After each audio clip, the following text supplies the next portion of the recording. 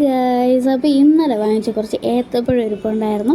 ഏത്തപ്പഴം ഞങ്ങളുടെ നാട്ടിൽ ഇതിനെ ഏത്തക്കയാണെന്നും പറയും, ഏത്തപ്പഴം എന്ന് പറയും. നിങ്ങളുടെ ചില ഇടങ്ങളിൽ എനിക്ക് തോന്നുന്നു നേന്ത്രപ്പഴം എന്ന് പറയുന്നു. അപ്പം നിങ്ങളുടെ നാട്ടിൽ എന്താ പറയുന്നതെന്ന് കമൻറ്റ് ചെയ്യുക. അപ്പം എനിക്ക് ഒത്തിരി നാളായിട്ട് ഇച്ചിരി പഴംപൊളിയൊക്കെ തിന്നണമെന്ന് ഭയങ്കര ആഗ്രഹം.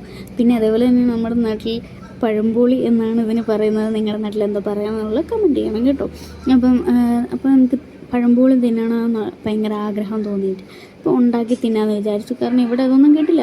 പട്നയിൽ വന്നതിന് ശേഷമാണ് ഗൈസ് നമ്മുടെ നാട്ടിൽ ഓരോരോ ചെറിയ ചെറിയ കാര്യങ്ങളാണെങ്കിൽ പോലും എനിക്ക് ഒരുപാട് മിസ് ചെയ്യാൻ തുടങ്ങിയത്.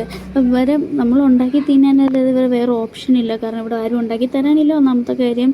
പിന്നെ ഈ സാധനങ്ങളൊന്നും ഇവിടെ കിട്ടത്തില്ല. ഇവരോടൊന്നും പറഞ്ഞാൽ പോലും ഇവർക്ക് അറിയുന്നുണ്ടാവില്ല എന്നെനിക്ക് തോന്നുന്നു.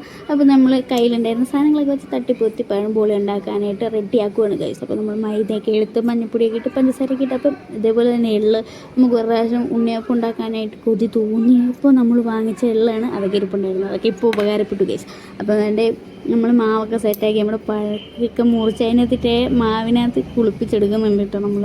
എന്നിട്ട് നേരെ നമ്മൾ ചൂടെണ്ണ ചട്ടിയിൽ എണ്ണയൊക്കെ വെച്ചിട്ടുണ്ടായിരുന്നേ. അപ്പോൾ എണ്ണയ്ക്കകത്തേക്ക് നമ്മൾ ഒഴിച്ച് പൊരിച്ചെടുക്കുന്നുണ്ട്. അപ്പോൾ അത് എണ്ണയ്ക്ക് ചട്ടിയിലിട്ടപ്പോൾ തൊട്ട് എൻ്റെ വയൽ കൂടെ വെള്ളം ഊറുകയാണ് ഗൈസ്. ഇപ്പോൾ ഇത് പറയുമ്പോൾ പോലും എൻ്റെ വയലിൽ കൂടെ വെള്ളം വരുന്നുണ്ട്. എനിക്ക് അത്രയ്ക്ക് നാട്ടിലൊന്നും നിന്നപ്പോൾ ഒരു വിലയില്ലായിരുന്നു. എൻ്റെ വീട്ടിലൊക്കെ സ്ഥിരമുള്ള സാധനമായിരുന്നു. പക്ഷെ അന്നേരം ഒന്നും എനിക്കൊരു വിലയില്ലായിരുന്നു ഗൈസ്. പക്ഷേ ഇപ്പോൾ എല്ലാത്തിനും ഒരു വിലയായി തുടങ്ങിയിട്ടുണ്ട്.